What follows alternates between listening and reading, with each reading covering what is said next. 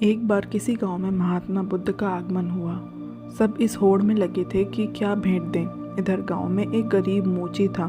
उसने देखा कि मेरे घर के बाहर के तालाब में बेमौसम एक कमल खिला है। उसकी इच्छा हुई कि आज नगर में महात्मा आए हैं, सब लोग तो उधर ही गए हैं, आज हमारा काम चलेगा नहीं, आज यह फूल बेचकर ही गुजारा कर लें।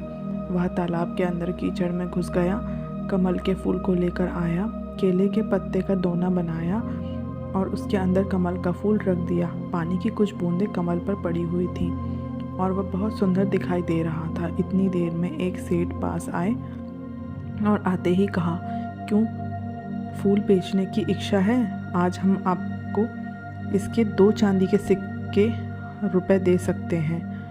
अब उसने सोचा कि 1-2 आने का फूल, इसके 2 रुपए दिए जा रहे हैं। वह आश्चर्य में पड़ गया।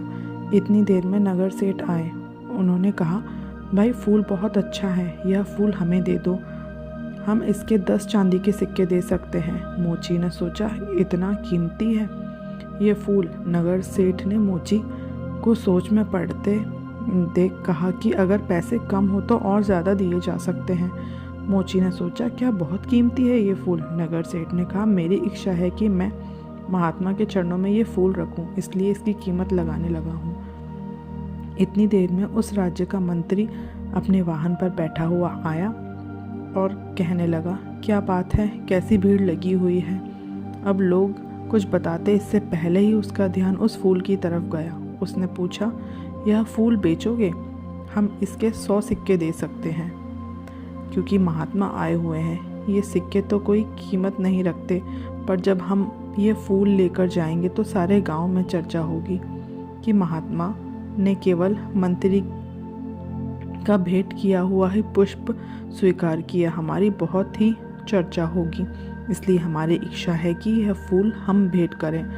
और कहते ही थोड़ी देर बाद राजा ने भीड़ को देखा। देखने के बाद वजीर से पूछा कि क्या बात है? वजीर ने बताया कि फूल का सौदा चल रहा है। राजा ने देखते ही कहा, इसको हमारी तरफ से 1000 चांदी के सिक्कों का भेंट करना है, यह फूल हम लेना चाहते हैं। गरीब मोची ने कहा,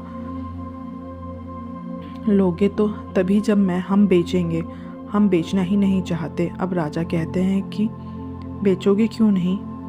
उसने कहा कि जब महात्मा के चरणों में सब कुछ ना कुछ भेंट कर रहे हैं और वहाँ पहुँच गए हैं, तो ये फूल इस गरीब की तरफ से भी आज उनके चरणों में भेंट होगा।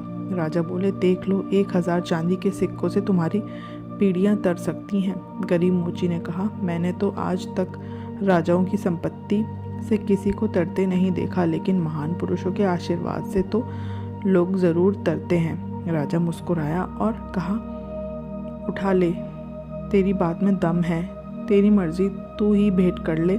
अब राजा तो उस उद्यान में चले गए जहाँ महात्मा ठहरे हुए थे और बहुत जल्दी चर्चा महात्मा के कानों तक भी पहुंच गई कि आज कोई आदमी फूल लेकर आ रहा है जिसकी कीमत बहुत ही लगी थी। वह गरीब आदमी है, इसलिए फूल बेचने निकला था कि उसका गुजारा होता है। जैसे ही वह गरीब मोची फूल लेकर पहुंचा तो शिष्य ने महात्मा से कहा कि वह व्यक्ति आ गया।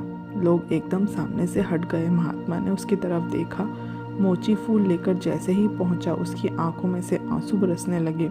कुछ बूंदें तो पानी की कमल पर पहले ही थी और कुछ उसके आंसुओं के रूप में गिर गई। रोते हुए इसने कहा, सब ने बहुत बहुत कीमती चीज़ें आपके चरणों में भेंट की होंगी, लेकिन इस गरीब के पास यह कमल का फूल है और जन्म जन्मांतरों के पाप हैं जो मैंने किए हैं, उनसे आंसू आंखों में भरे पड़े हैं। उनको आज आपके चरणों में चढ़ाने आया हूँ। मेरा ये फूल और मेरे आंसू भी स्वीकार करो महात्मा।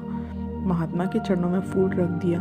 गरीब मोची घुटनों के बल बैठ गया। महात्मा बुद्ध ने अपने शिष्य आनंद को बुलाया और कहा, देख रहे हो आनंद, हजारों साल में भी कोई राजा इतना नहीं कमा पाया जितना इस गरीब इंसान ने आज एक पल में ही कमा लिया। इसका समर्पण श्रेष्ठ हो गया।